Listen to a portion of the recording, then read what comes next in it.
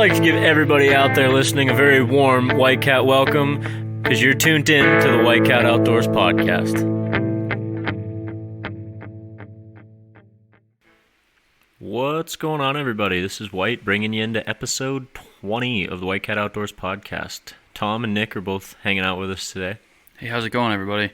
Hey guys, Tom here. Thanks for coming, guys. We appreciate you. Glad to be here. It's been like a whole week since you guys were on the podcast, I think. It's been wild, yeah. Yeah. How about that guest we had last week? What a hoot. Right? Really Great wild guy. Yeah. Really something. So check out episode 19. That guy was awesome. Yeah. Speaking of having guys on the podcast, though, we do have a guest that we're trying to get on tonight. Nick, talk about it. So tonight we're going to be bringing my buddy Luke Moyer on the podcast. I went to college with him, and the guy's a big-time buck killer, big-time turkey slayer, and bear killer. He's actually got his PA Grand Slam, films his own hunts, a little bit of taxidermy. This guy does it all. Shed hunting guy, yeah, big-time shed hunting guy, but I don't want to spill anything. So without further ado, let's see if we can't get him on the line here. Not a bad plan. All right, hey, what's going on, Luke? How you doing? Good, how you doing, man? Not too bad. We got Tom and Frank here in the studio with us. But before we get too far into it, why don't you give us a little rundown on who you are, where we can find you on Instagram. I know you got a YouTube as well. Yes, sir. So I grew up in Pennsylvania. I really didn't get into bow hunting very much until, I would say, early high school, maybe late middle school, around that time. Since then, I've just been bow hunting like crazy. I can't get enough of it. I've been studying whitetails a lot over the years, writing a lot of notes down, and hunting a lot out of state. And it's been helping me to learn a lot. But, I pretty much just live and breathe bow hunting and fly fishing. I love to hunt my turkeys. But, other than that, I weld for a living. And yeah, that's kind of actually how we met. Going through college. So, nope. I guess you said, what got you into filming your hunts and like what started October's obsession? Yeah. So basically, I've seen a lot of videos and hunts on like the Outdoor Channel, and there's all kinds of different films out there. But I'm not sure if you guys are familiar with the show Raised Hunting. I'm familiar with it, but I'm not really I don't watch it a lot. Well, the first time I saw it, I was pretty captured by the way they had filmed it. It was, rather than just me sitting there watching it, it was almost like I felt like I was there with it. It brings your emotions out and makes your hair stand up kind of film. You know what I mean? Mm-hmm. Yeah, exactly. For sure. Yeah, ever since that, I was like, man, I want to do that. I want to do that kind of filming. I want to make people feel like they're there. I want to make them feel the emotions that I feel when I'm going through everything I'm going through during the hunt and the pursuit. And so that's basically what started October's obsession. I had a friend come to me, and he said, hey, he's like, I've been trying to get something started, but I can't really find anybody to start it up with me. He said, what do you think? I said, that sounds perfect, because I've been thinking about doing the same thing. I was going to do it solo, but we decided to go in on it together. And so basically we started this Instagram page and YouTube channel. And last year was basically... it was basically my first time really filming. I got all the camera equipment now, and I'm pretty well set. It was my first time really playing with editing. So you do all your own editing as well? Yep.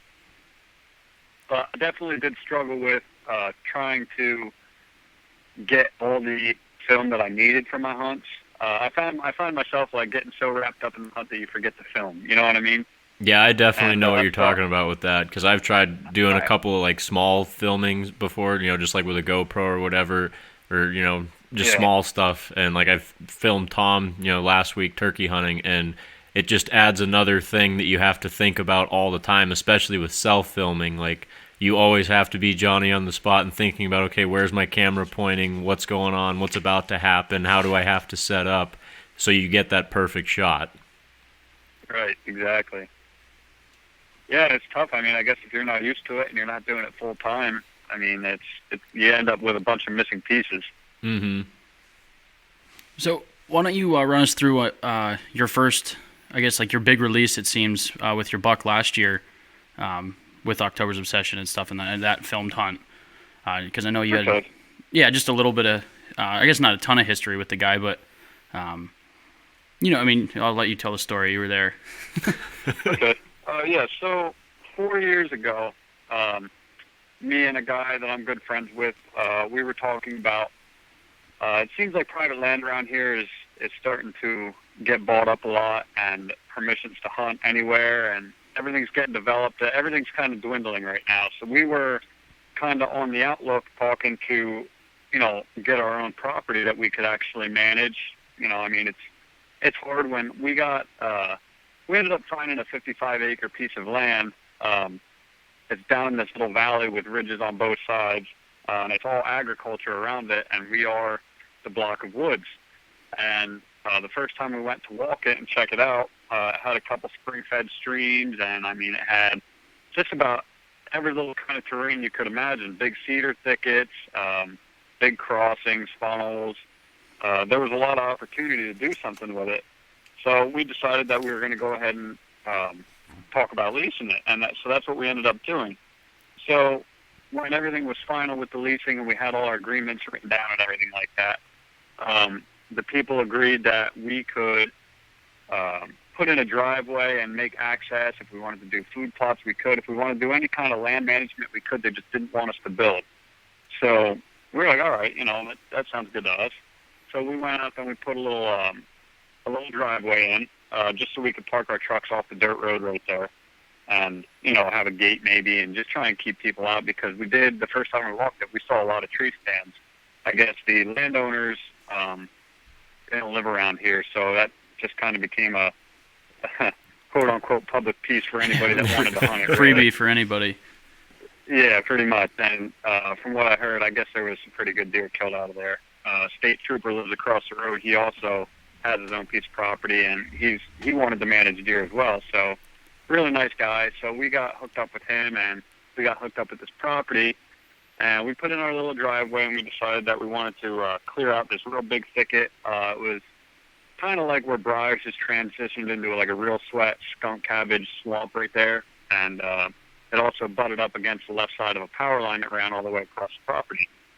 So we decided to clear that out and till up the dirt and try and plant something there that first year. And I think when we started there, the first time we broke ground there might have been June or July. I can't remember, but this is 4 summers ago. Mm-hmm. And so we dug up maybe 50 yards by 40 yards square that we were going to plant, and we planted sugar beets in one, and on one half and clover on the other half, just to test. We never played with food plots or anything like that. And we put up a trail camera there just to check it out. And when we checked it a couple days later, whatever it was, there was a pretty nice buck on it. But he was young. He was in velvet still, obviously not even close to fully developed. But he was a good-looking deer, And we're like, oh, that's cool. And the biggest thing that we noticed about this deer was he had these real funky brow tines. I mean, they came up, and they both shot away from each other and then kicked right back in like a diamond. It was the coolest looking shape. And so the year goes by, whatever. We didn't shoot anything that year up there. We were really just trying to figure out what all was going on with the property and everything like that.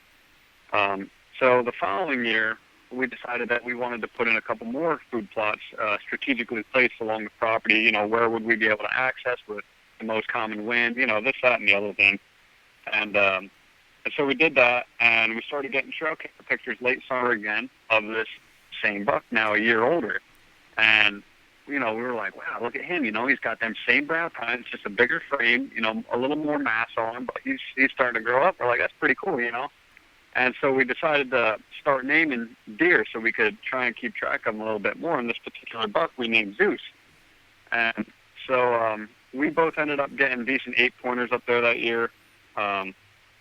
We played around a little more. We did a little more land management up there. It's not a very big piece of property, so you fiddle with it too much, you can mess it up. But we definitely did, we had fun with it and didn't get too crazy. And so the next year, now this would be 2 years ago, the buck came back again, and he had blown up. I mean, this Zeus buck, he was a lot bigger. He was a mainframe 8-pointer. but he was twice as tall as he was the year before. Kept those same exact brow tines shaped like a diamond, but they were also taller. You know, he was growing into like a true buck, and I'm like, man, if I get an opportunity at this buck this year, I'm gonna kill him. You know? Yeah, he was definitely the hit list buck. Yeah, he was up there, and there was another buck that I was actually after that year too. He had a triple brow tine on one side and a split on the other, and he had a couple other wacky things going on. And I think he was a much bigger bodied deer. I think he was older, and that's why he started growing that pretty funky stuff.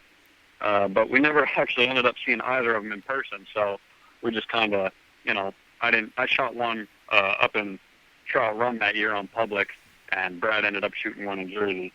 And so that was about it for that year. We didn't kill anything up there besides 2 does. So skip ahead to this past year. Now we have our food plots in. Everything's pretty well established. We have all our stand locations. We have a driveway. And at this point, we have actually purchased the property. So now it's ours. So we're not going to build on it yet. But we do feel a little bit more comfortable with the property now, being able to go around and do things and interact with the neighbors and figure out everything that's going on. But it was a buck named Sharpie that we've had for 2 years now. I had a close eye on him because he started growing pretty big pretty fast last summer, a lot quicker. You know, most of the other bucks had just shed, and this guy already had 3-4 inch nubs growing up. And so I wanted to keep my eye on him throughout the summer. And I would say it was about the beginning of July, this buck showed up in one of our food plots on the very back side of the property, and his body was just unreal. I mean, it was so big, so muscular, and but he wasn't developed enough up front there that I couldn't tell what buck it was. I'm like, but man, you know, whatever deer that is, I mean, he's definitely got some age to him. He's starting to mature. He's got that big, deep chest, big belly, swoop in the back. I'm like, it's everything that you would think of when you picture a mature buck. Mm-hmm. And from the front, I mean, he just looks broad, you know, like a pit bull. When you're looking at him from the front, they just look so muscular. Yeah.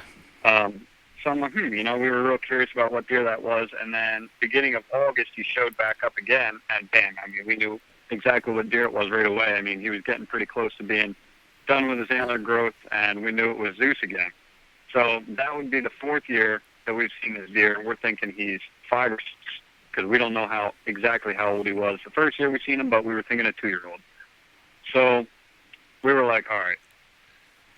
And to give you a little background about hunting this property, even with our food plots, like I said, it's all agriculture around us. And as you guys know, I'm sure, farmers do crop change. So they'll go from corn to soybean, every year. And you never know until last minute. You know, it changes each year, and never know. So on the years that all the fields were planted up with corn, we noticed that the amount of deer we were seeing was, I mean, much, much lower than the year it was soybeans, because those deer, I mean, they really do live in that corn if they can. And they had everything they needed up in those cornfields, you know what I mean? So this past year, when that bucket showed up, we knew it was soybeans that year. So we were like, okay, deer are going to be coming into our woods, and, you know, if we're going to kill him, this is a year to really study him, really figure out what he's doing, and try and make a pattern on him if we can. I mean, we only have 55 acres, but we'll try and figure out his movement to the best of our ability, see what he's doing, see what he's coming through, and we're going to try and get him this year.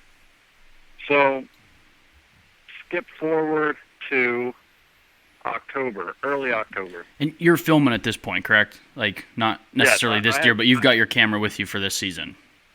Yes. Yep. It actually just started. We just started talking about that, October's obsession, in August, and how we wanted to do it. So at that point, I already had some film gear, and I started playing around with it, seeing what I could do before hunting season, just trying to get, you know, my feet dug in a little bit, a little more familiar. So I was feeling pretty good about it. So September rolls around. I'm not really hunting. It's pretty warm yet. I'm too busy salmon fishing. So early October rolls around, and this deer is still showing up. We have our stand set, the stage is set. We just need the perfect weather. And so I believe it was a Friday. I took off of work for a Friday. Me and Brad were going to leave Thursday night to go up and salmon fish again. Now this would be October 11th of this last hunting season.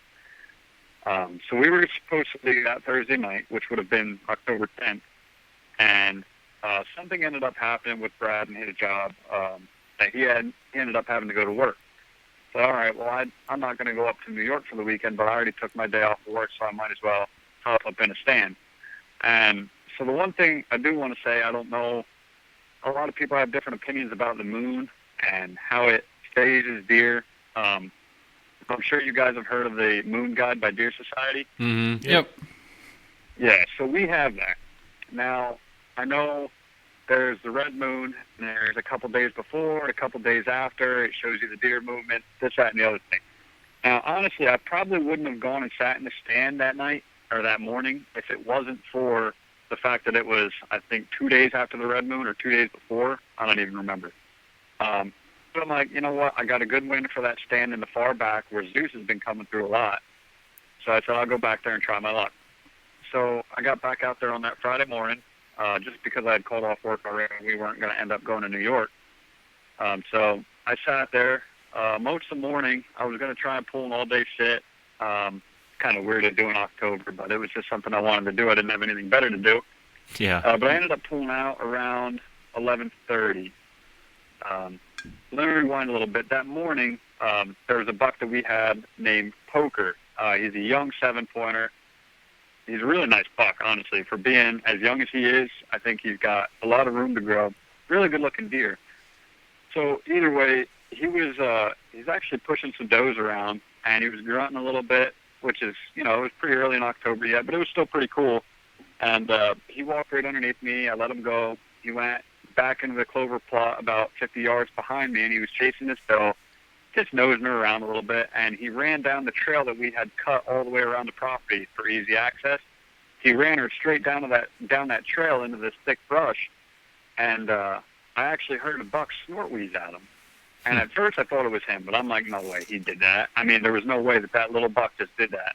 And he came running back past me the other way. He ran, 30 or 40 yards past me and turned around, and he just didn't like whatever was down there, so he just kept going the other way. I'm like, damn. I'm like, that's got to be Zeus. I'm like, he's got to be bedded down there tending the doe or something like that. And he just, he didn't like this little buck coming around and pushing that doe. I said, he's the one that had to have snort wheezed. I mean, I don't think younger deer really do that. So I waited, and I'd say around 11:30, nothing was going on, but I still had a good wind, so I slipped out real quiet, came back to the house, had some lunch, and I got back into the stand no later than 12:15. I got back up, and I don't believe I don't even remember what time it gets dark at that point. I think that's before the Yeah, time it's change. before the time change, so it's probably like 7:30-ish. Yeah, it was something like that, yeah. And so I didn't see any deer the rest of that night, actually, which was really surprising to me. Everything was pretty good, you know what I mean? And it wasn't cold, but it wasn't hot either. It might have been 55, 50 degrees that night.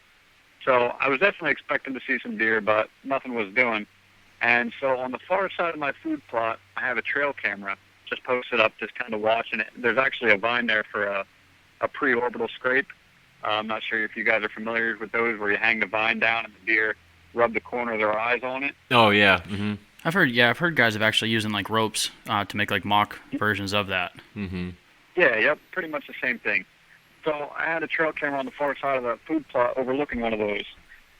So of course, I had all my film equipment in the tree with me, and I did some filming. I seen some fox and some does and stuff like that morning, but I hadn't filmed anything that afternoon. I hadn't seen anything. So it's getting pretty close to dark, and now I know that those deer are probably going to start filtering into that clover pretty soon, and my way out is pretty much right along the edge of that clover. So I'm like, all right, you know what? I'm like, it's going to be dark in no more than 10, 15 minutes.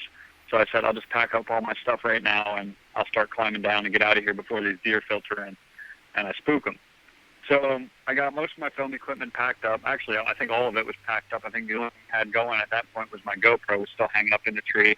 And I was just getting ready to lower my bow, and out of the corner of my eye, the trail camera was dark enough that the trail camera had switched to infrared mode.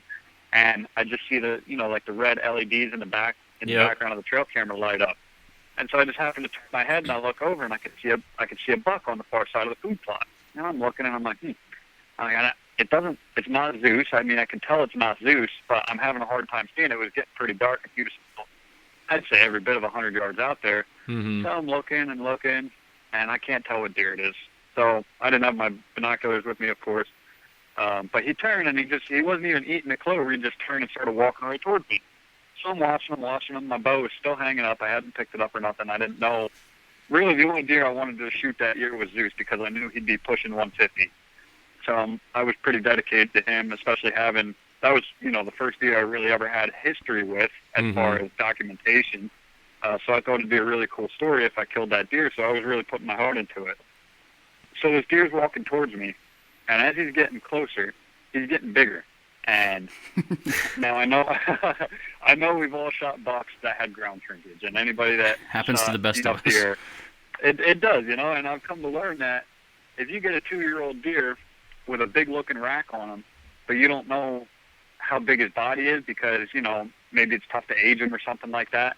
You shoot a 2-year-old deer with a big rack, when you get down, his body's going to be smaller than you thought it was, which is going to make his rack smaller than you thought it was. You know what I mean? And I guess that's just how ground shrinkage happens. So I'm trying to look at his rack looks big as he's coming towards me. Now he's 50 yards in closing. I'm looking at his body. Dude, this thing looks like a horse coming across this clover plot So right at now. 50 yards, you still haven't picked up your bow? Is that what you're... Yeah, no, because I honestly didn't want to shoot any deer but that one I was after. Yeah, I feel that. I really didn't realize how big he was until he got closer. So I'm looking at his body, and he's broad. He's coming head on at me. And as he's getting closer, his shoulders are just getting bigger and bigger and broader and stockier. I can see his belly bulging out past his hips. I'm like, man, that is a big, big deer. And now he gets maybe 20 yards, and he kind of just turns his head a little bit, and I can see that he's got 2 rows of tines on his, I guess that would be his left side. He had 2 rows of tines on his main beam, and I'm like, oh, man. And then he turns the other way, and I can see kickers coming off the other side. I'm like, oh, man. I'm like, I'm going to have to shoot this deer. I'm looking at this thing. I'm like, all right, now he's pretty dang big, So I pick up my bow real slow because he's just kind of looking around right now.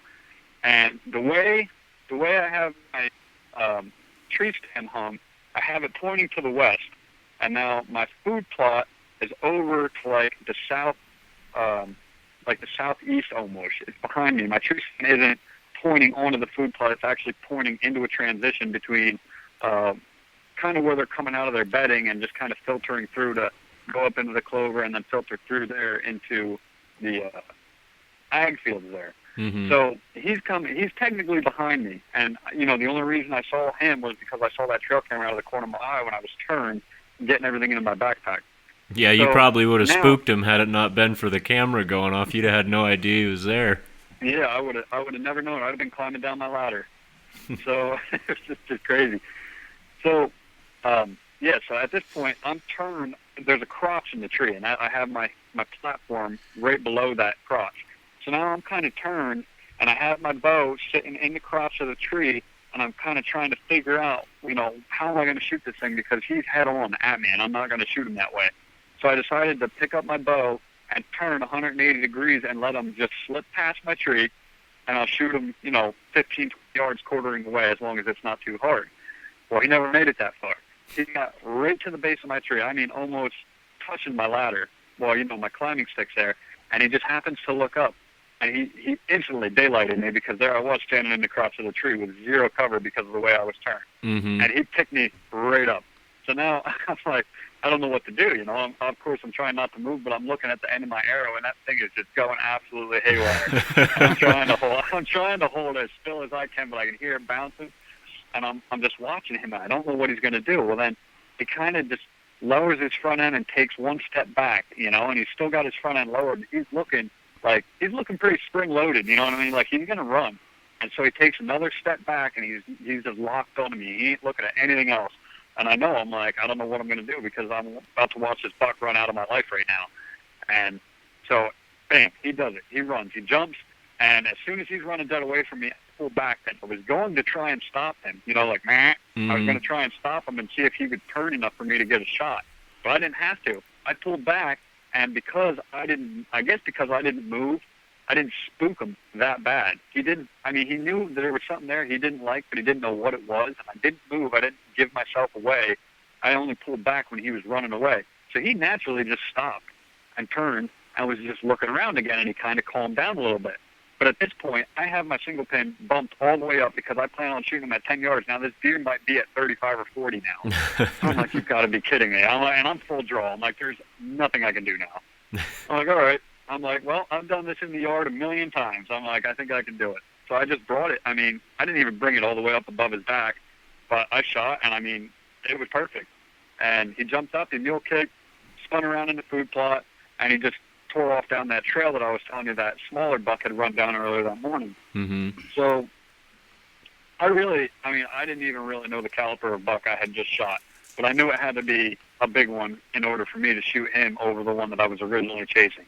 And instantly I was almost having guilt and regret because I'm like, I really wanted to put my heart into that other buck. Mm-hmm. So I'm like, oh, I don't know. I'm like, I texted Brad. I said, hey, I just shot a buck. I said, it's big, but I said, it's not Zeus. I said, I made a good hit on him, but I want to give him a little bit of time, so I'm going to head back to the house. Let me know when you get out of your tree stand. So he ended up meeting me at the far side of the property where I was hunting. He was actually hunting the other side of the property. And I told him everything that had happened, and he's like, all right. He's like, you said that you saw the trail camera go off, right? I said, yeah. He said, all right, well, let's go grab that trail camera card so we can get a better look at him while we're waiting to track him. I'm like, all right. So we went back, grabbed that trail camera card, marked where we had first blood right there with the arrow. I got a pass-through, so I just stuck the arrow up with the Luminoc on. Brought the trail camera card home and plugged it in the computer, and we're looking at this deer, and we're both like kind of jaw-dropping, you know what I mean? I'm like, I didn't even know I just shot a buck that big. But now instantly I'm like, I'm almost feeling sick because even though I knew I made a good shot on him, I was nervous because he wasn't at it's not that he wasn't at a confident range. My sight wasn't there. You know what I mean? Yeah. Like I had to do something that I would do on a 3D target in the yard in the spur of the moment. You know what I mean? And it's like, it's so easy to mess something up like that. So, yeah, for sure. My mom's cooking dinner and everything like that. And, she's like, are you going to eat? You going to eat before we go track this deer? I'm like, I don't think I can. I'm like, I feel like I'm going to throw up. She's like, why? I don't know. I'm just nervous. I'm like, I'm feeling all kinds of different emotions right now. So we gave him about an hour, and we went up, and I'd never heard this deer crash, but he might have made it 40 yards. I mean, he made it right to the other side of that trail and crashed right there. And Nice. He must have died because I never heard him kicking or flailing or anything like that. So that was incredible. We gutted him out there, brought him home. We hung him up for the night. I came back the next morning. I weighed him. He was 228 pounds dressed and hanging for a night. Yeah, that's a monster. I've never seen a deer with a body like that ever. So that was pretty awesome. And then we rough scored him here in the garage that night. We got like 156 and something like that. And then when we did it the next day, we came out to 163 even. When we had more daylight, and we did it carefully and everything like that. So we got 163 even out of this buck. And, that was just gross score. Net score, he lost over 20 inches because of how much oddities he had going on between his antlers. But it's still such a crazy buck. I mean, and that's a PA whitetail, too, and that's what's insane. Yeah. Oh, yeah. Yep. Yeah, and honestly, like, in my mind, like, net score, I don't take net score into too much account because if the antlers are on its head, it grew it. It should count. So, and your buck is, you scored it at 163. In my mind, that's a 163-inch deer. Yeah, I mean, I agree with you. What he's got is what he's got. I always said nets are for fishing, so we won't do that. So, but yeah, I mean, so I was on cloud nine. Shortly after that, I think it was 2 weeks later, I was going down to Maryland to hunt those sika deer for the first time with, Al from college. Yeah, I remember Al. Yeah, so we had that all planned out, and I'm real giddy, real excited. I mean, my season couldn't be going any better. So we went down there. We had a good hunt. We ended up getting into the sika deer in the last 2 days of it. We did a lot of scouting, a lot of hiking, a lot of stands on the back, kind of moving around, trying to figure it out. That was all public land? Yeah, that was all public land. That was Blackwater National Refuge. But yeah, that was definitely a cool hunt. Al actually had missed a pretty big 6-point stag the second to last night, which he was pretty bummed over that. But now he's got he's got a vendetta now. He wants to get back down there one of these years. So Yeah, I was we'll talking to him definitely be about it a doing little that while again. back, and yeah, he's out for blood now. Yeah. We were supposed to go out to Ohio this year together to hunt, but we actually ended up both drawing South Dakota mule deer tags for archery, so we're going to go do that. Nice. Yeah, so that'll be a good time, I think. I'm going to definitely try and film as much as I can out there. Yeah, for sure. But yes, it was the last night. No, it was the second to last night down there in Maryland. Al had missed that stag, and so it was the next morning. We were out there trying to get back after it, and Brad had texted me. Well, I actually texted Brad. I was checking the weather for down there in Maryland, what it was going to be like, and I had seen that there was a big cold front moving through back up here at home. So I texted Brad. I said, "Hey," I said, "they're calling for a southwest wind and big cold front." I said, "You should probably get back into that stand where I shot my buck and see, if anything good is going on back there." And he's like, "Oh yeah," he's like, "I don't know." He's like, "I got to do some work here in the morning." He hangs drywall and does a bunch of finished work in houses and stuff like that. So, but I'm like, "Come on, man!" I'm like, "You got to get out there." I'm like, it was like the perfect combination of weather that a bow hunter would die for once every 3 years. Yeah. I'm like, you got to get out there. I've seen a lot of bucks get killed that day. So he said, "All right, maybe this afternoon." So I want to say it was about 2 o'clock. I called him when me and Al were heading back into our stands for the Sika. And I said, "Hey, going hunting?" He's like, "Oh, no, I don't think so." This, that, and the other. Well, somewhere along the line, I was able to talk him into getting out there. So he did. And then he ended up texting me, I want to say around 5:30. And he said, "I just shot Zeus." And I'm like, "There's no way." I'm like, "Come on." Yeah, now." he's screwing I'm like, with "Don't you. mess with me like that." Yeah, he wasn't even going to go hunt, and now he shot your target buck. No way, dude. Yeah. So he was like, "No." He's like, "No, I'm serious." And he knew I was in the stand too, and I knew that he was in the stand. Well, he's calling me now while I'm hunting, and I'm like, "All right." I'm like, he's got to be serious because he wouldn't be calling me if he knew we were both hunting. You know what I mean? Yeah. So I tried to answer it real quiet, like, "Hello?" He's like, "Dude," and I could hear the shakiness in his voice. He's like, I just shot him." He's like, "I can't believe it." He's like, "I just shot that buck." I'm like, "That's crazy," you know. So long story short, it wasn't a very good hit because the buck. He shot it, I believe, 42 yards, and the buck had turned a little bit right after he shot. He was actually making a scrape. And as soon as he released, instead of ducking, he turned, which was unexpected for us. So he caught him, I believe, on his left side, right in front of the hip. But he shoots a really heavy arrow setup, thankfully, with fixed blade as well. And it pushed all the way up through and came out right behind the opposing shoulder on the other side. So it worked out really good for him. Mm-hmm. But he didn't end up finding him that night, which made me, I'm texting him nonstop. I'm like, "Did you find him yet? Did you find him yet?" Because I'm still down in Maryland. And You're sleeping in the he's like, woods and you're "No." not coming out till you find him. Yeah, exactly. That's what it felt like. I'm like, "Come on, man." I'm like, "You know how much this deer means. You know what I mean? I'm like, you gotta get him." Mm-hmm. And so, I was having a hard time sleeping that night, and the weather wasn't looking that good for in Maryland. I said, "Al," I had just shot a Sika deer that morning too, for the record. We had already gotten one down. And so we were like, okay, now I'm like, Al, I'm like, "Come on, man." I'm like, "We got to get home first thing in the morning. We got to pack everything up. Let's cut this trip a day short, go home and get this buck." I'm like, "This buck is a lot more meaningful to me than one of these deer the size of a squirrel." You know what I mean? He's like, "All right." He's like, "That's cool." So, we had the truck packed up like 4:30 a.m. and we were gone. We were on the road. I got up there and Brad had just found it. And just as I was getting there, he had just found him. I seen his truck up there. He wasn't around, so I called him and I said, "Hey, what are you doing?" And he said, "I'm actually holding Zeus's ball sack in my hand right now." I'm like, "No way, you got him." He's like, "Yeah." He's like, "I just finished gutting him." I'm like, "All right." So he told me where it was, and I ran down in the woods to go help him. And I could not believe the size of this deer. I mean, it was unreal. I mean, it had almost the same body size as mine. It was 210 after dressing and hanging for a night. That's So, nuts. I mean, it was equally, pound for pound, this buck was just gargantuan. Yeah, off a 55-acre piece. That's what's crazy. Is like you guys. I mean, 55 acres sounds a lot to somebody that lives in the city, but like when it comes to like hunting, 55 acres can get covered so fast. So to see two bucks like that killed is just insane. Yeah, it's nothing. It's absolutely nothing. Those deer are just in and out of there all the time, which makes it really hard for us to keep track. But So yeah, I mean, he shot this buck, and this buck is crazy. All right, he's got like Bowie knives on the ends of his main beams. I mean, he's got, I think it was like 4.5 inches around his bases, Holy cow. but up between his G4s on both sides, out to the end of his main beam, he's over 8 inches. That's over 8 inches in insane. mass. I've never even heard of you a deer can't- at that size. Yeah.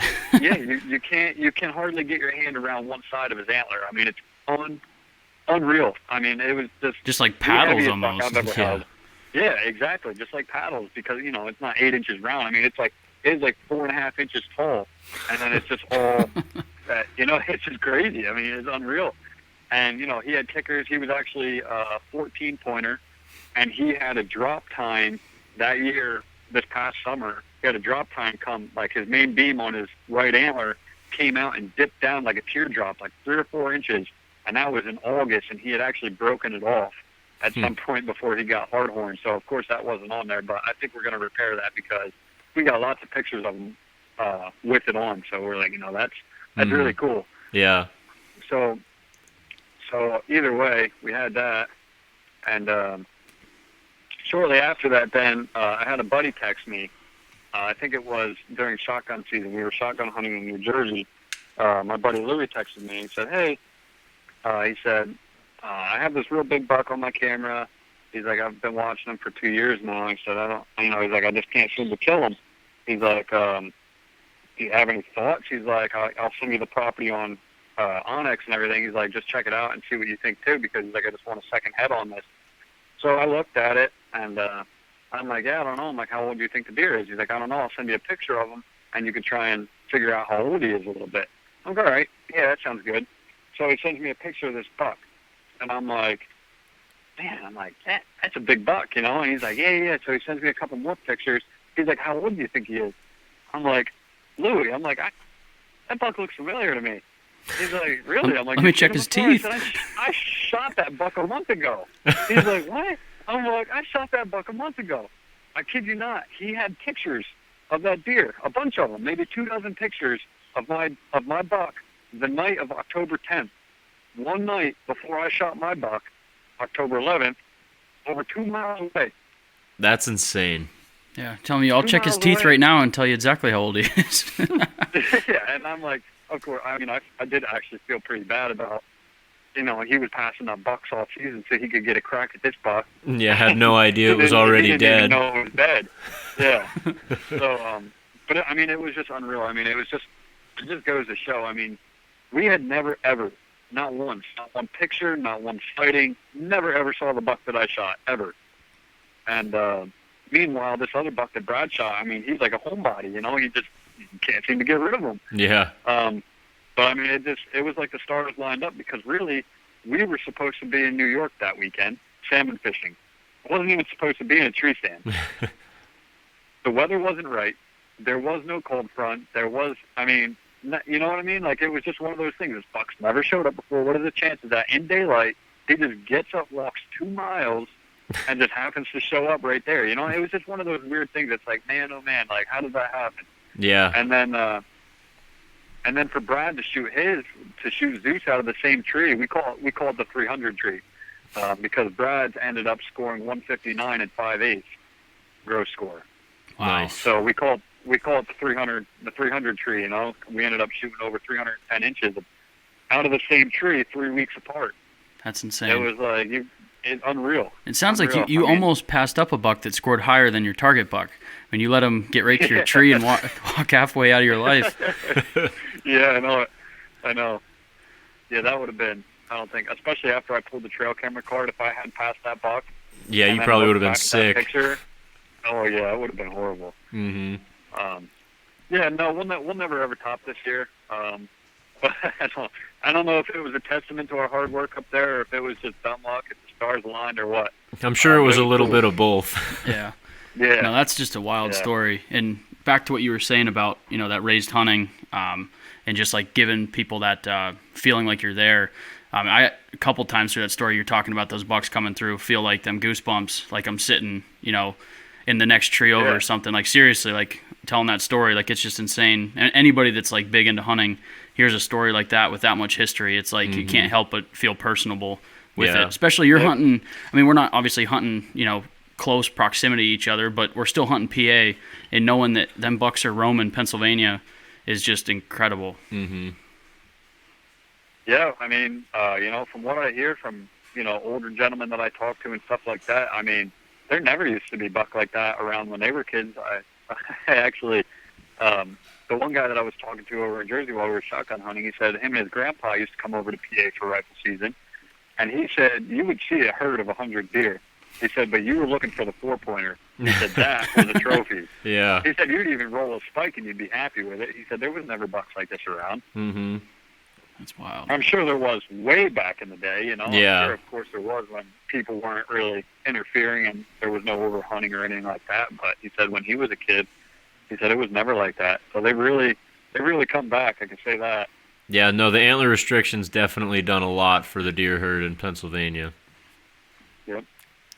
So I got a few. But, Go ahead if you got more to it there. yeah, no, I was just going to say, after I shot that buck, I mean, it was like, and especially after Brad had shot his, that was when I was like, all right, this is special.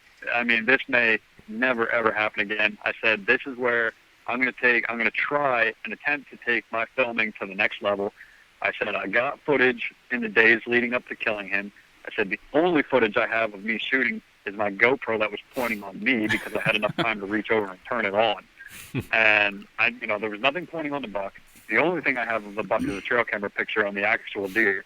I said, but I definitely, I want to like almost turn this film into like a journey, almost like a precursor to something I didn't know was going to happen. Mm-hmm. And I don't know if you guys watched the video, but I mean, I think it I turned out definitely pretty did. cool. Yeah, as soon I've as you watched it released too. it. Yeah, me and Nick watched it as soon as you dropped it.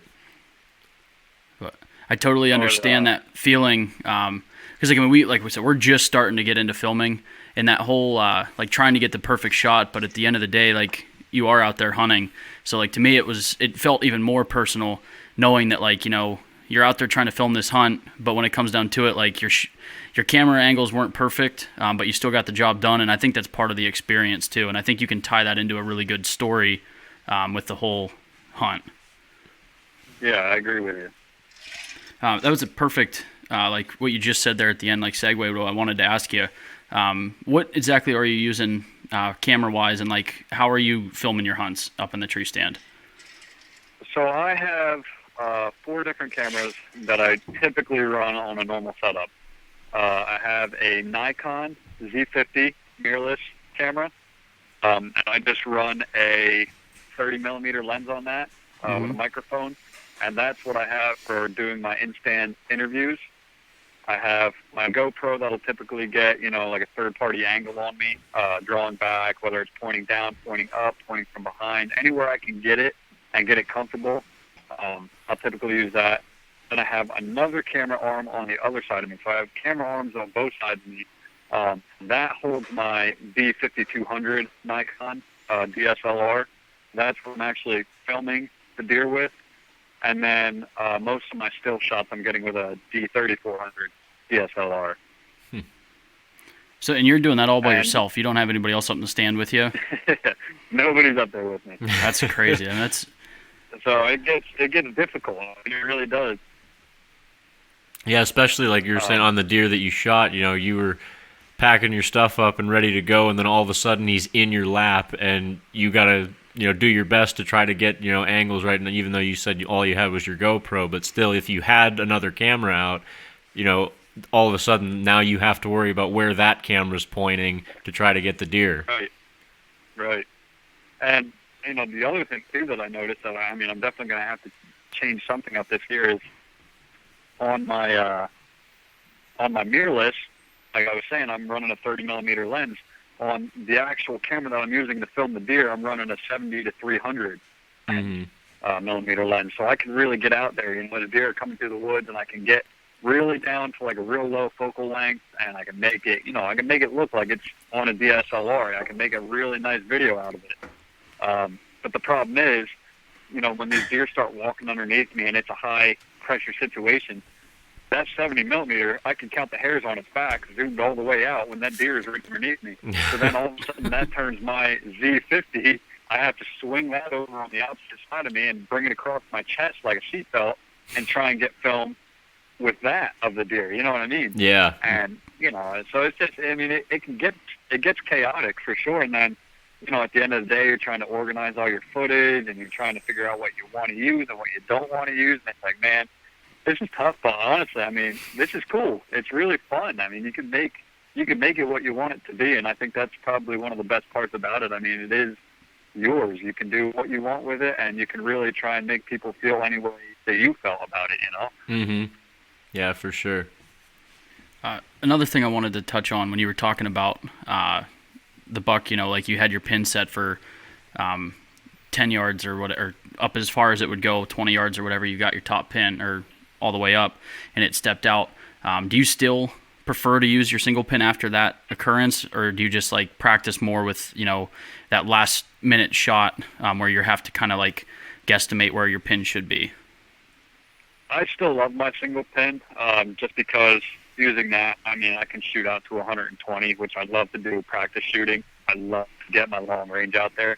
But the one thing I've really been focusing on is not using a rangefinder in my yard, when I have my 3D target set up. Mm-hmm. And I'll just put one at 20 or put one at 30 or put one at 40, and then just put one out behind it at a random range. And I just work on that. You know what I mean?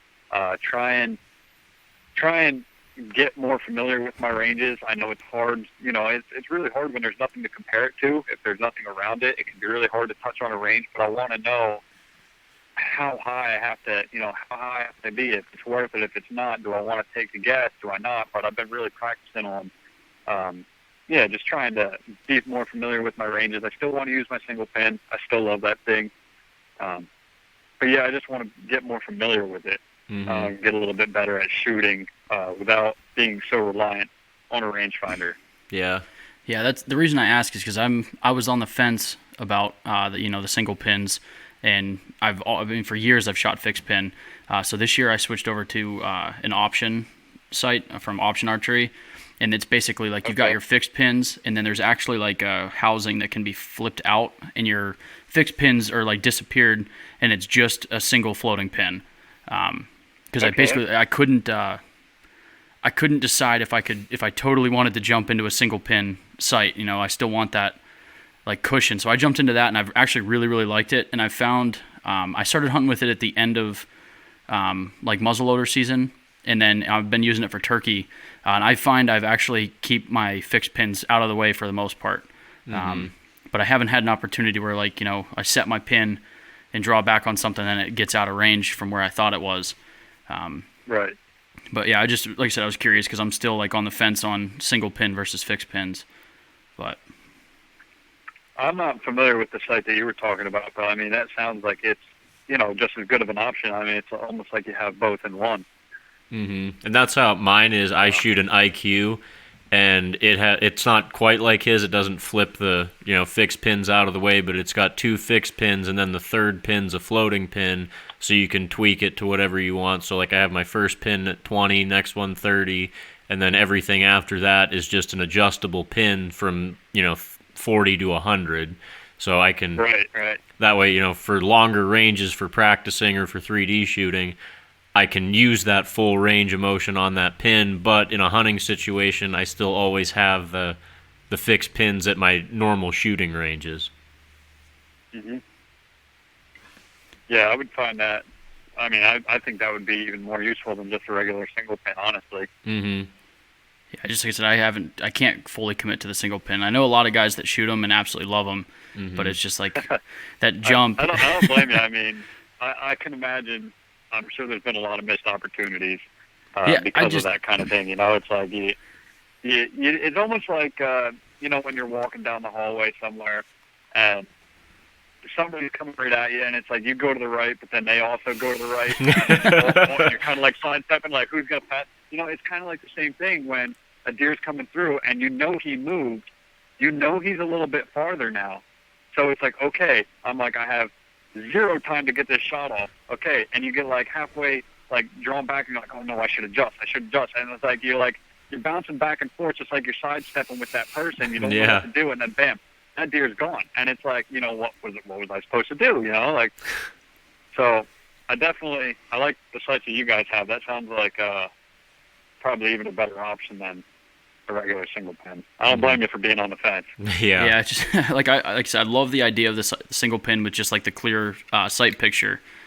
Because like I noticed Right. now when I flip those fixed pins in, I feel like they're in the way when I'm shooting at, like 60 yards or something or greater. I don't really practice too much past 80. I've played with 100, but for the most part I stay inside of 80. Just for practice, obviously I'm not shooting whitetails at that far. But Right. Yeah. another thing I wanted to talk about, which I feel like I couldn't skip over, seeing what you posted the other day on Instagram was your shed hunting for this year. Because I've put north of 20 miles in, which for me was a lot of miles for shed hunting this year, and came up with 3. So I do want to talk to you a little bit about what you're doing out there to find the sheds that you are. And like I'm sure it's a lot of it's put the miles in, but I just wanted to talk to you a little bit about that. Okay. Yeah, so typically it's me and my buddy Shane. We went through high school together and stuff like that, pretty much grew up together, and both of us, I don't really know many other people that are like crazy about shed hunting like we are. I mean, from January straight up to the end of April, I mean, we are just every weekend, every chance we get off work, we're out there. We love it. We're just completely addicted to this going out that time of year. Mm-hmm. And so, I mean, we do pretty much just walk. I mean, we'll do typically, depending on what we're walking through, 20 miles a day, which, I mean, for some guys that's not much. For some other guys it's a lot. I guess it just depends. But we used to walk, just aimlessly wander, is basically what we used to do.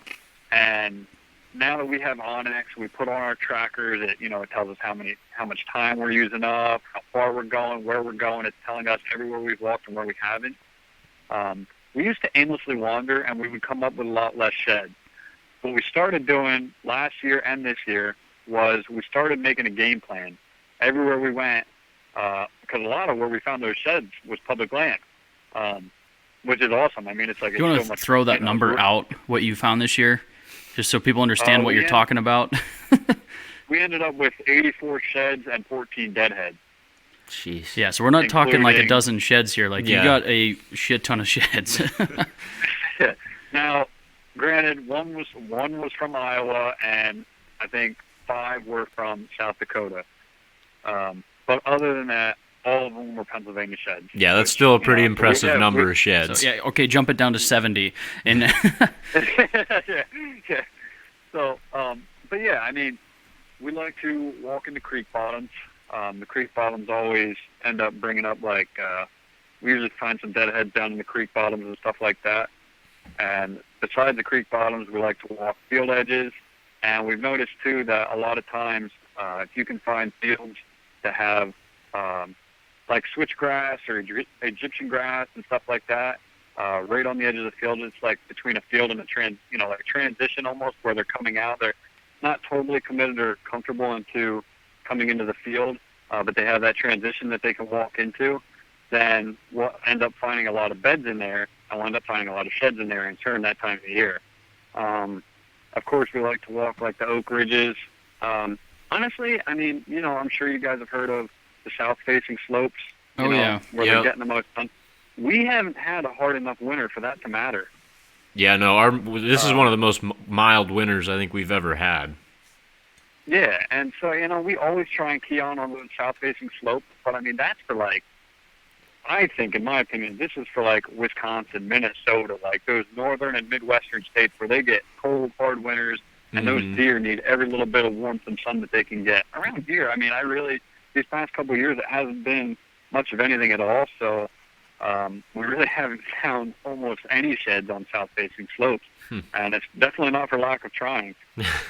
So that's just one thing I've keyed in on. I mean, I think the weather has a lot in part to do with that.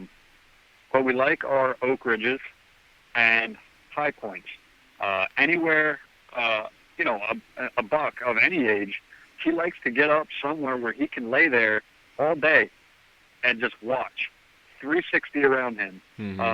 These bucks are not going to be in the thickest of brush all the time. They like to be, they almost like to be vulnerable. They like to see around them. You know what I mean? Mm-hmm.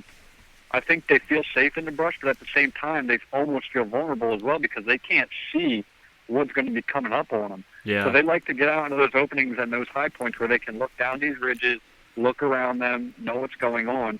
And we find a lot of sheds at the very highest point.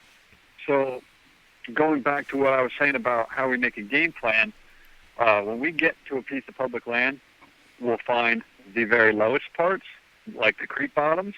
We'll find where the food sources are going to be if there's ag fields there, which typically there might be grass fields, on Pennsylvania Public, where, pheasant hunters go and stuff like that. Yeah. And if you can key in on trails there, we'll usually pick up a couple there, but nothing major, not like the numbers we find elsewhere. So we'll pick the lowest spot, the highest spot, and instead of aimlessly wandering, we'll draw up a little map of, this is what we're going to do.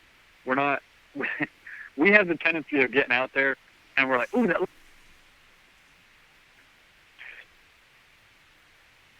Well, you still there? And the next thing you know, I mean, you're like 3 ridges over and 5 miles from your truck when you're not, that wasn't part of the plan, you know what I mean? Yeah. No, it's easy to get sidetracked when you start wandering through the woods. Everything you see looks enticing, so you want to start, well, I'm just going to go check over there real quick. It's always the opposite direction of the truck. Yeah. Yeah, right, exactly. So, yeah, we just started figuring out, hey, you know what, this is what we're going to do. This is how we're going to get the most amount of walk out of the time that we have, and key in on those good places that we like to go, the low points, the high points, and anywhere we think there might be food or transition or anything that those deer like to be in, and then we'll go there, according to our plan. Then if we have extra time, then we might play around and aimlessly wander a little bit, or we'll just bounce to a different piece. But this year, we started doing that plan. Last year, we did a little bit, but we were still a little bit rusty on the whole not wandering around like toddlers in a store. This year, we really disciplined ourselves, and, I mean, it was so rewarding. I mean, we were picking up. There was a couple days where we picked up almost 20 sheds between the two of us in one day. I mean, we never got that before. I mean, it was awesome. So about what time of year are you hitting sheds that heavy? Like you're getting, obviously you're not doing 20 every time you go out, but so about what time of year are you hitting like the peak of your shed findings? I would say first to the 3rd week of March. Okay. So, really like the 2nd week of March would be the best, but between the 1st week and the 3rd week is when we always hit it the best. Gotcha. And are you finding them typically in January when you guys first start? Well, see, what we do in January is we're just getting antsy, and we're trying to condition ourselves to get ready, because when we go on these, shed trips, like we went out to South Dakota and shed hunted, and we went out to Iowa and shed hunted this spring, and that's a lot different terrain than what we have around here. Iowa's pretty flat, South Dakota not so much. There's some mountains out there. I've been to South Dakota, and it's nothing but hills. Yeah, so we just like to get the legs going. I mean, we get antsy sitting in the house, and I mean, you see that first buck drop one side, and it's on, man. It is on. Yeah. But we just go out and clean up the old ones that we missed the year before, or we'll hit new pieces and look for old ones that nobody shed hunts or somebody didn't see. So we'll pick up a lot of year-old ones in January and February. Towards the end of February is when we'll start digging into some new ones. We'll start, bucks will start dropping a little bit heavier. We'll start picking up 2 or 3 fresh ones and 5 old ones every time we go out. And then that quickly turns into, we're not finding old ones anymore. They're all fresh. Yeah. Mixed in with the deadheads and stuff like that. Yeah. So whereabouts did you find that elk shed this year?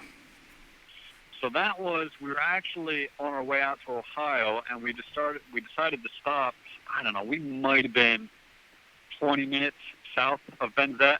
Yeah, I mean, you don't have to give us exact locations, but just general area. I guess I assumed you found it in Pennsylvania. I didn't know if you traveled somewhere else to find it, but yeah, it was actually really cool, because we were on our way out to Ohio to shed hunt, and we were going down the road, and I just happened to look over the berm of the road that we were going down, and I saw it down there. It was down over the ditch, up over a hill, and down another little berm. like maybe 50 yards from the road, and I could see the time sticking up. And I said to Shane, I'm like, I quickly pulled over. Shane's like, what are you doing? I'm like, there was an elk shed back there. He's like, what are you talking about? I'm like, there was an elk shed back there, man. Are you I'm like, listening? I'm not lying to you. And he's like, are you serious? I'm like, I'm dead serious. He's like, were you gonna go get it? I'm like, yeah. What do you think I'm stopping for? Yeah, I never found an elk shed before, so that was like crazy. I ran up to it, and I quick held up, and he's standing at the truck, grinning ear to ear. He couldn't believe it. I'm like, that's crazy, from the road. Yeah, that's hilarious. You found it not even shed hunting, because like elk sheds in PA, people really hammer the elk sheds. Like as soon as they're dropping, people are like following behind the things, picking them up. That's crazy. Yeah, so we never even ended up making it out to Ohio, because we stopped right there on a piece of public and decided to shed hunt that. And we picked up a couple whitetail sheds, but we didn't find any other elk sheds. Like you said, people are just that crazy about it. Yeah. So, we've actually, that first story went way longer than I was anticipating, which is a good thing, because like I said, you were really good with, making us feel like we were right there. But being that we're in the middle of May, I think it'd be crazy not to talk about your turkey hunt you had this past weekend, especially because me personally, I'm after the same goal, trying to kill a bird with my bow. Yep, same here. So I'd like to maybe hear a little bit about that, and kind of hear about how you feel like you got the job done so early. Yeah, so I really didn't even plan on hunting myself that day. I was actually bringing my buddy Zach out to one of his properties to try and call a bird in for him. He's not big into bird hunting, but it's a good time. He's killed a couple, but he's not really that big into it. So I'm like, all right, you know what? We'll go together. We'll roost a bird Friday night, and we'll try and work one in for you. I'll try and get it all on film for you and everything on Saturday. So where we ended up locating this bird on Friday night was right on the edge of the property. We were down in a grass field below, and it benches up to a cornfield on top, which is the neighbor's property, and the stone row in between on that bench is the dividing line. And that stone row runs clear up an oak ridge, straight up like a ramp. And that bird was roosting right on the property line, right there on that oak ridge. I'm like, okay, easy. I'm like, we're going to kill that bird in the morning. I'm not even worried. He was hot the night before, so we just backed out. I said, yeah, we'll come back in the morning. It'll be easy as that. I guarantee he's pitching downwards, pitching downhill into this grass and just strutting all day. So I said, we'll just ease in here in the morning. We'll get here at like 5 o'clock, maybe a little earlier, get set up, get everything, all our ducks in a row, and we'll kill this bird. He's like, all right, that's cool. So we got there the next morning, and we got set up around 5:20, 5:30. This bird just starts firing off. And, he is hot. And I'm like, we weren't even making any sound yet, he's just firing off, just one right after the other. And we could hear Jake's way off in the distance gobbling. There's ugly little gobble. It's like beer cans down the steps. Yeah. Yep. So we're like, all right, that's cool. There's a couple birds around, I'm like, it shouldn't take long. I said, I made a bet with him. I'm like, $20 said by 6:30 this bird's dead. I was thinking earlier than that, but I said, just to be safe, by 6:30 this bird's dead. He's like, all right. So I'd say around 5:45, 5:50, this bird's getting ready to fly down now.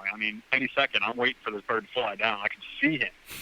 And I can hear, like, cuckoo, cuckoo, cuckoo, cuckoo, cuckoo. And I'm like, what the heck is that, And I'm, like, looking around, and I wasn't trying to move too much, but I just happened to, like, stand up a little bit and look behind us. And there's two guys hauling ass across that cornfield on the neighbor's property, running right towards them. And I'm like, what the hell are these guys doing? Well, they obviously got there late, had zero idea, because they didn't roost the bird the night before, so they obviously had no idea where this bird was. They were just going to go. And they ran, like, within 20 yards, and he flew straight out of the tree, down over the field that we were hunting, straight across that thing. I've never seen a turkey fly this far in my life. Easy 200 yards. Flew all the way across this field onto another ridge that we couldn't hunt, and then was just up there gobbling all morning. Couldn't hunt him. I'm like, are you kidding me? So then he was like, all right. He's like, well, I'm going to go home and work on my truck. I'm like, all right, that's cool. I'm going to grab my bow and go try and kill one myself. So I went up to the property where I shot my buck, and because I had a lot of trail cameras of birds up, pictures of birds up there this year. So I went up there, and I left everything in the truck. I wasn't even in my camo yet, because I had gone home and changed, ate breakfast and stuff. And I went up there, and I'm just sitting at the truck, and I get out, and I'm just fiddling around a little bit, and I hear one light off. A dirt bike actually went down the road, and he gobbled at it. And now, it gets crazier, okay? This is something that has never, ever happened to me. So it wasn't just him. I heard a bunch of them gobble all at the same dirt bike, and they were all right there together. I'm like, are they Jakes? You know, I'm like, I'm wondering, I'm like, are they Jake? I don't know. I'm like, I've never heard, they didn't sound like Jake gobbles, but there was a bunch of them there. So I'm like, all right, whatever. So I'm like, I guess I better put my camo on. So I'm putting my pants on and stuff, and like, they hammer again. I'm like, I just do my mouth calling quick. I'm like, burr, burr, burr. And they all fire off at it. I'm like, oh, that's cool. Yeah, they're talking. They're pretty hot today. So I'm like, that's good. We'll go see. I'm still thinking that they're Jake. So I get my camo on, I grab my bow, and I do it again. And this time when they gobbled, they were like 100 yards closer. And to begin with, they might have been 200 yards. So I'm like, closing quick. I'm like, oh, they're coming. They're coming now, like right now. So I literally just ran as fast as I could straight into the woods. Because I'm like, I don't know where I'm going to set up. Right now, I'm still standing on the dirt lane. You know what I mean? I'm like, I don't even know what I'm doing. I had my camera in my hand. I'm like, screw the camera. I'm like, these birds are coming, you know? So I'm like, I just hightailed my ass into the woods. And the very first thing I saw, maybe 50 yards in the woods, maybe not even, maybe 40, was a huge oak tree that was uprooted from the wind. And, you know, they leave those huge divots in the ground. Mm-hmm. So I just jumped straight down into it. And I'm like, okay. I'm like, my heart is just beating straight out of my chest right now because I know these birds are coming quick. So I yelped one more time, and I cut at them a little bit, and all of them, bam, fire off, 75 yards. I'm like, oh, my gosh. I'm like, this is happening. So I'm like, all right, how am I going to do this? I'm like, I haven't even figured out how I'm going to shoot one yet. I'm like, I'm literally just letting them come to me. I don't even know what I'm doing yet.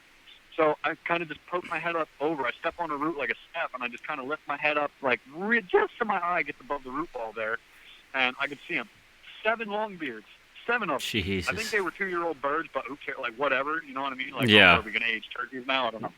But, I don't. You know, I have no prejudice for birds. Yeah, they all had like 9-10-inch beards, but they were all still grouped together, which I know mature birds won't typically do that. You know what I mean? So that's why that's the only reason I'm saying that. Yeah. But, yeah, 7 of them. No hens, no jakes, 7 longbeards coming at me in a single file line, all right? And, I mean, they're running. Running. Like, you know how they look. They look like ostriches. Yeah. Oh, just waddling back and forth, yeah. Yeah, like just running at me. And I'm like, oh, damn. So I just duck right back down, instantly pull back, because I know they're going to be there within 10 seconds. Instantly pull back, and I'm just waiting now. And I'm waiting, and all of a sudden I can hear crunch, like crunch, crunch, crunch. And, like, one just comes right past me. I mean, dude, I shot this thing maybe 10 steps. Maybe. It was Holy shit. It was the very first one. Just walked right past me. He never knew I was there because I put my back up against the, I was in the uproot, and, like, basically only my head was, like, ground level. All the rest of me was technically below ground. Mm-hmm. And Holy he shit. just walked right past me. I just smoked him right there. And the other birds had no idea what just happened. None whatsoever. So they're all standing right there. I mean, I bet you I could have shot 4 of them. What was going on? They kept gobbling. They just kept right on it going, right past my bird. Like, that was flopping right there. They walked right past him. They didn't beat him up or nothing. Walked right past him, just kept right on it going, right towards where I was originally calling. I'm like, they had no idea. That's insane. But, I mean, Wild. It was a wild hunt. It was wild. It was, I know it just happened so fast. You know what I mean? It was like, man, like, I would have loved to have gotten, especially with the bow, with no blind, no decoys or anything on the ground. Like, I'd have loved to have got that on film, but how? Like, Yeah, you definitely didn't have time to set up cameras or anything. That was you either do it now or never. Yeah, it's a do or die right exactly. there. It's like, sacrifice the film or don't shoot the bird, you know? And Yeah. so I was like, I'm shooting the bird. You say, yeah, the whole reason you're out there is to get a bird, so. Yeah, exactly. That's the other thing with filming. You can't, it's good to, be with it, but you can't get too caught up in it because what's the real reason you're out there? You know what I mean? Yeah, that's yeah, exactly you don't want to how we lose are. sight of the hunt, just to get it on film. You don't want to sacrifice, like if say you're after Zeus and you couldn't get the perfect camera angle on Zeus, but are you gonna not shoot that buck just because you couldn't get it on film? It's you got to weigh the options. Right. Yep, I'm not getting paid by anybody to shoot a buck on film, so. Hey, if it's not on film, it ain't on film. I'm sorry. That's how we are. I mean, we're out there to hunt whitetails and turkeys and stuff, and if you can get it on film, we're really striving to do it. But bottom line is, you're out there to get them. So. Yeah, absolutely. Well, I appreciate you joining us here on this podcast here. I mean, like you said, you got some hell of a stories you told us here. And just like I said, you're getting it done like for bear, turkey, whitetails especially. So it was good to get you on there, because I know a couple of our listeners and stuff, they will message us and stuff and ask about different tips and whatnot, so they can listen to this and hopefully learn something. And then hopefully, like you said, feel like they're in the tree with you, maybe helping you direct those camera arms, because I can't even imagine trying to move several camera arms when I'm getting frustrated with just like when I first started filming. I put like a GoPro on my head, and I remember getting irritated with that. So I can't imagine 4 different cameras I'm trying to run.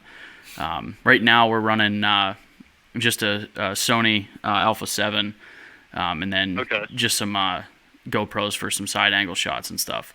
But no, I really appreciate you joining us. But before we end it, we typically we do what we call a write it in pen. And basically what we do is anytime we get a guest on here, we try and get some little tidbit of information that they kind of live by when it comes to like the outdoors, whether it's like what you do that year to year that you keeps you successful or whatever, but just like a little bit of tidbit, phrase or whatever that keeps you out there, makes you successful. I would say my rule to live by when I'm hunting whitetails, which are my favorite, is play the wind, because you can't kill one without it. Mm-hmm. That's good. So yeah, that's about. I mean, I don't know how to word it, but basically, I mean, anytime I tried to chance it and play the wind, my hunts have been unsuccessful because of it, and that was the only reason my hunts were unsuccessful. And so I've just become a true believer in, I don't care what you spray down with, if you're upwind of a deer, he's going to smell it, and that, I mean, that is what they use the most to survive. I mean, they want to live just like we do. I mean, we don't want somebody to come kill us, so we're going to use every sense that we have to stay alive, and a deer's strongest sense is his nose, and he's going to use it. Mm-hmm. And so if you don't play the wind, you ain't going to fool him. That's right on the money. I definitely agree with the fact that that what you said, like with any scent control, it doesn't matter what you have, what special clothes you have on, scent lock or whatever. If a deer's going to smell you, he's going to smell you. So if you play the wind and keep your scent away from him, there's no way he can smell you. Yep. I mean, you don't have to smell like human to scare him off. If he smells something different that he hasn't smelled there for the last 30 days in a row, he's not going to like it. He's not going to chance it, because that's life or death for them. Yeah. So, yeah, that's what I say. I appreciate it. Well, thank you, man. Thank you guys for having me on. I really appreciate it. It was a good time. Yeah, no problem. We'll post a link to your Instagram and your YouTube, and I'll throw in the actual link to the video of Ace as well, because that was a badass film. And just like knowing that you do all your editing and stuff is extremely inspirational for us too, because like we're diving into it this year about doing all the editing. And my brother Luke, he's not on with us tonight, but he does all of our editing for videos, and he just had no idea what we were getting into. So seeing that you're already into it is really cool, and we'll share them out there. But like I said, appreciate it. We'll talk to you soon, man. Yeah. All right, man. Thank you guys, and good luck to all of you. Yeah, right, thanks a lot, Luke. Have a good night, buddy. See you, buddy. Thanks for stopping. Take it easy. Yep, bye. All right, guys, that was Luke Moyer. Said he's a big-time deer killer, turkey killer, bear killer. Finds sheds like a madman. Definite all-around outdoorsman. Yeah. So, guys, thank you guys very much for listening, of course. Subscribe to our YouTube. That's where we're going to be posting our videos. Follow us on Instagram. And make sure you guys are staying outside.